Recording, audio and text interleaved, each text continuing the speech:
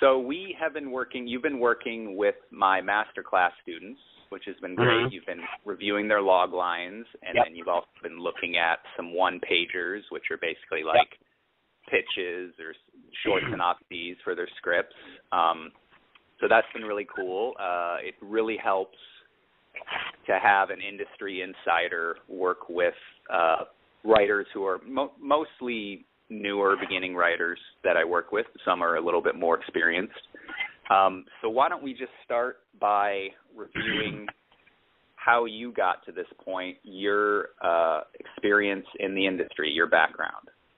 Yeah, I mean, essentially I've always wanted to work in movies. I watched an unbelievable amount of movies when I was in high school. I watched like 1,000 movies over a 1.5-year period. I started shooting things.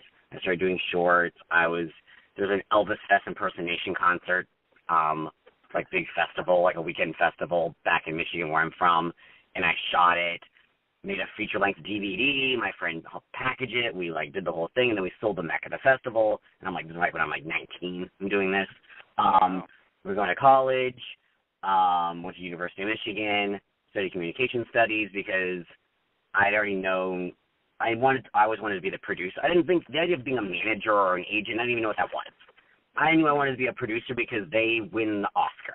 That's what I was thinking. I was like, I love movies.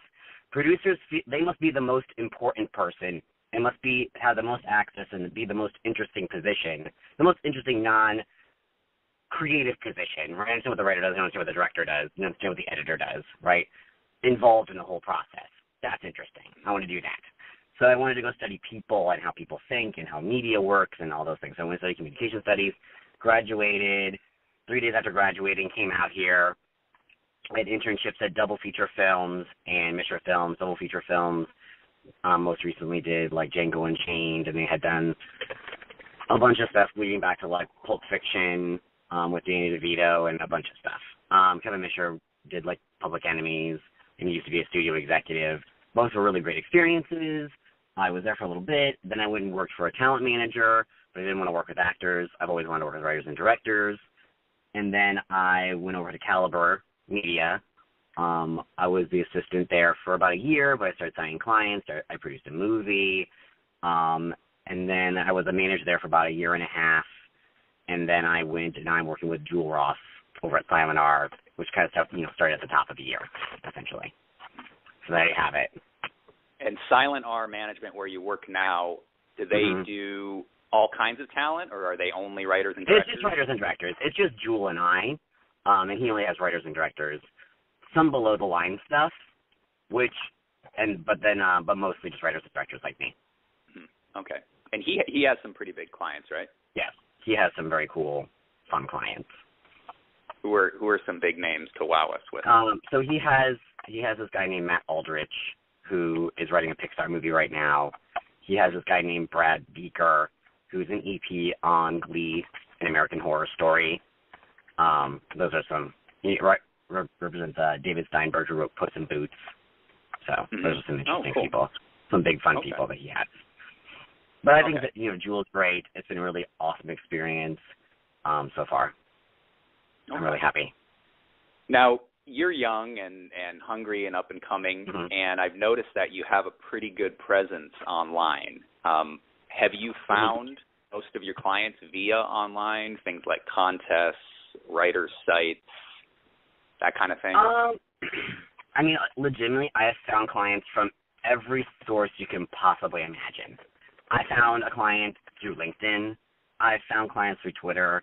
I found clients through doing stuff like you talking to writers, doing contests, hearing pitches, people referring to me just finding things on the Blacklist website, which I love. I found like a few people through there.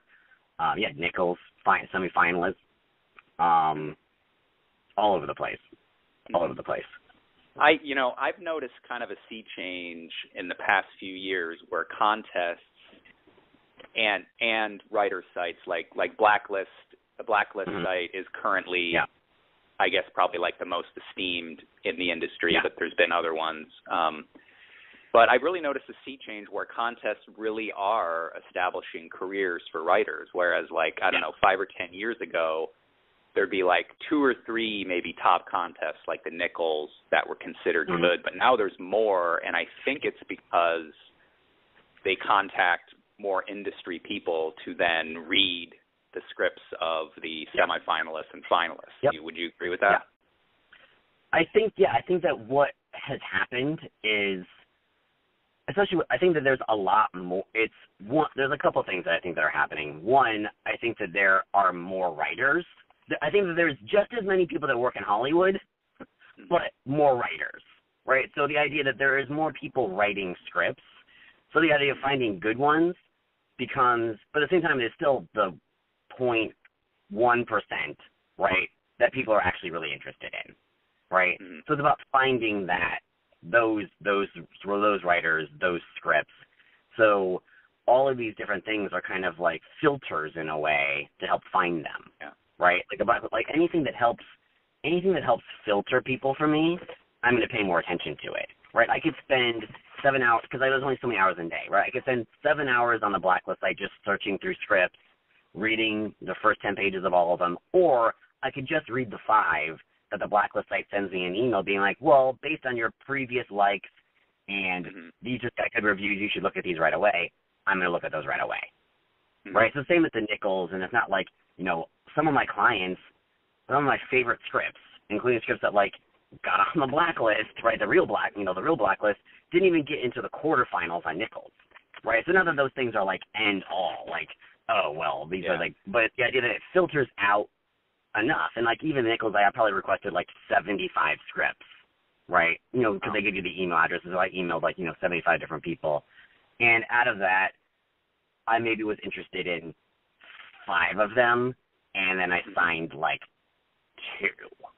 So like even then, right, like, I wasn't interested in a lot of them because the way that people evaluate things is different the way that I evaluate them. And I don't remember what your question was, but that was some information. Yeah. Well, yeah, I think it's kind of a good and bad thing. Like the contests and these kind of sites are providing a really great vetting process for the industry. But the downside is if the industry thinks that's the only vetting process, oh, a friend told me you had a good script, but, you didn't score a 9 on the blacklist or you didn't get into the Nichols semifinalist. So I think it's good to stress what you said. It's not the end all, it's very subjective. Well, I mean, I think that fundamentally, though, regardless of these sites, it doesn't matter. Like people that have won these contests, some of them still don't have representation because people just didn't think they could do anything with the script. So there's a flip side too, but you can still win one of these contests and still it not necessarily be something that, leads to anything. Because like, all it does is get people to read your script, and then if they read it and they're like, well, I can't do anything with this, then they're not going to do anything with it. People are opportunists, and I think that what's important for writers to understand, which is that it doesn't matter if it's me or anyone in Hollywood feeds opportunities, right? And if you're good in Hollywood, if you read something and it's awesome, it shouldn't matter who you are. You should try to do something with it because you can use it as currency, right? A great script is currency, right, for people. Even if you're an executive or an intern or assistant, hey, I read this awesome thing. You should read it. Oh, wow, thank you. It is awesome. Let's promote you and have you do this all the time. So it's like that's how, people reward that as a concept. So the idea that, when someone's giving a feedback to a writer and they're like, oh, you don't want to do anything with it? It's like, yeah, because if that person thought they could do something with it, they would. 100%. Unquestioned. If I want to represent someone, there's no question that I want to represent them because I won't let them, get out of my sight because I want it. Well, that's a good segue into my next question, which is what do you look for in a client? And let's stress that this isn't like the blanket every manager in Hollywood looks for this. Just to give your experience, what do you specifically look for in a client or the script? The first thing is you're going to read their script, right? Yeah. Yeah. Well, so what are you looking for? Yeah. I think in general, I think there's 3 things. I think, and I'm stealing this from someone else. I don't even know who said it, but I like it. But there's 3 things to be successful in Hollywood.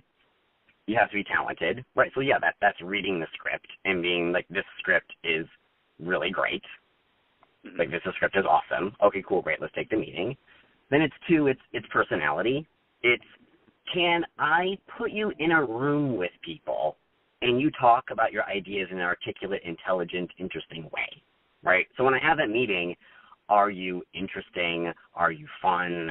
Are you, and that's important. That's important to be able to, like, everything's hard, and it's Hollywood is a, like, people business, right? It's like politics. Like, it's about talking to people and interacting with people all the time. All I do is talk on the phone, right? All I do is email and talk on the phone. That's what my job is in sending scripts. Like, that's all. It's this interaction of information and ideas. So it doesn't matter if you're a writer. You still have to be able to, like, communicate those things.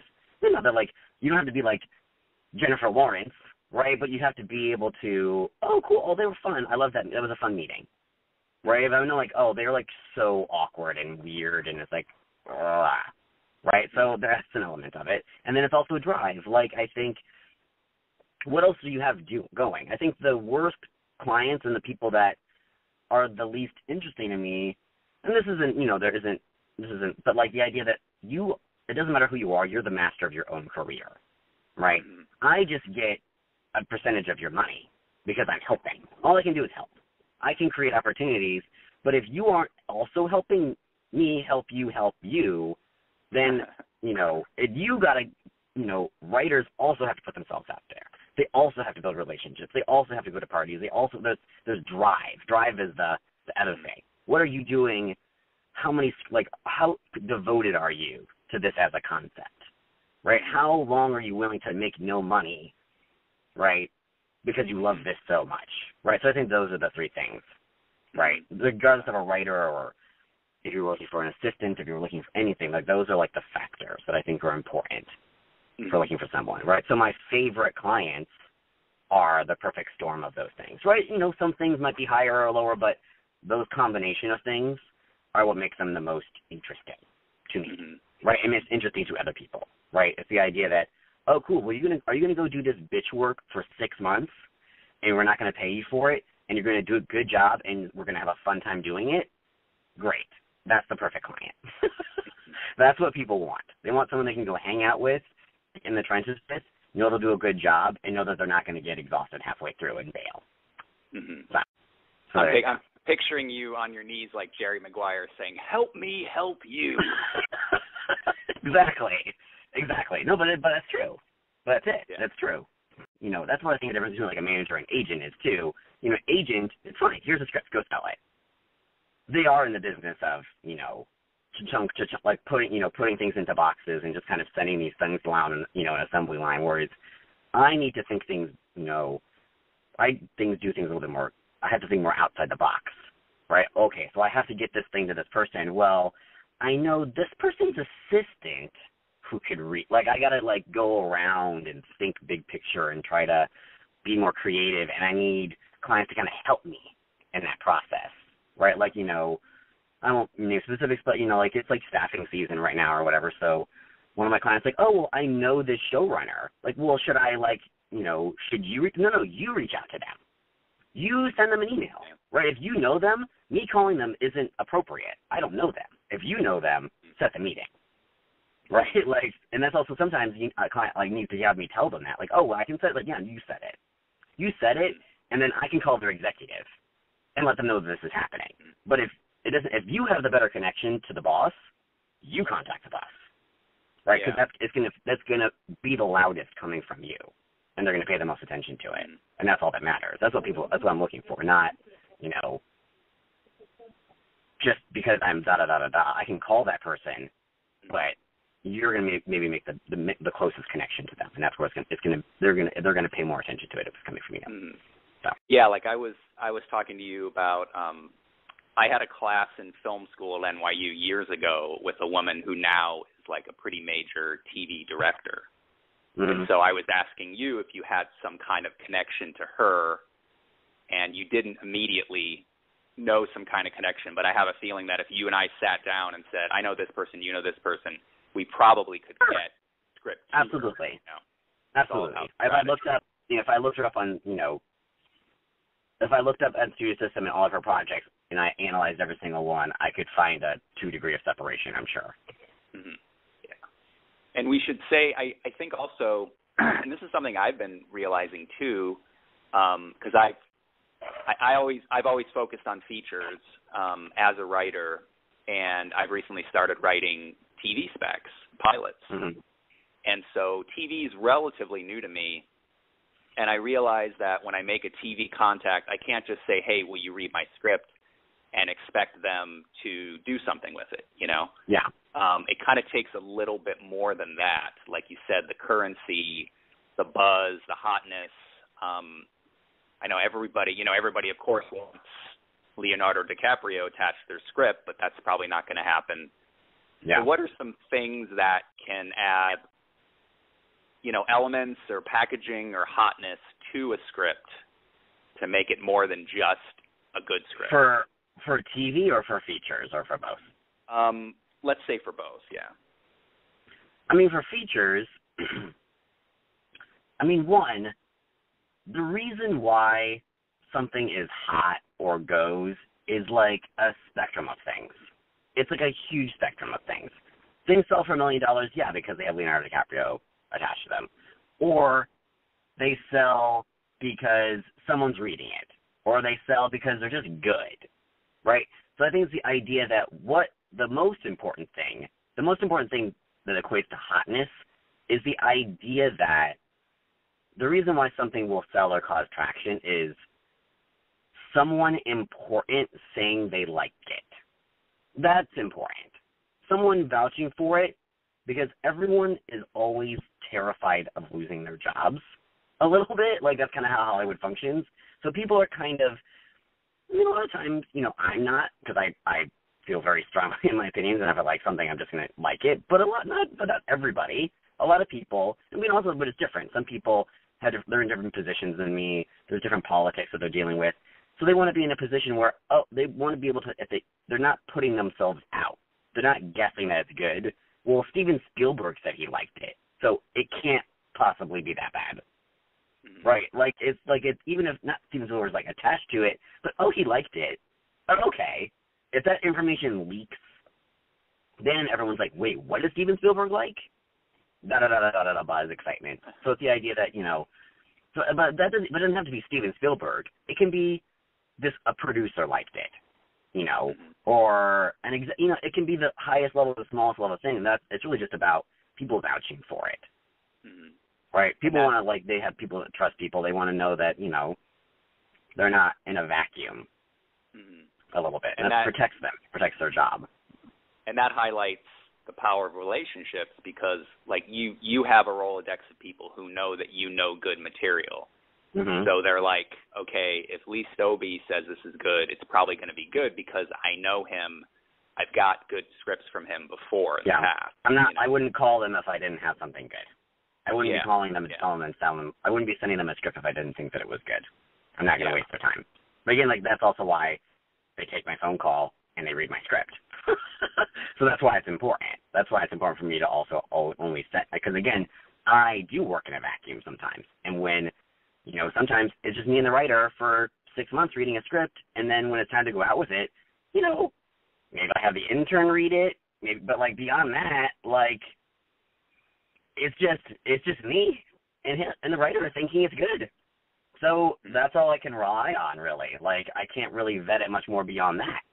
So I have to trust that I believe in my taste enough that, no, I think this is good. I think this is good enough for me to send out now. I'm excited, and I start sending it out to people and see what happens, right?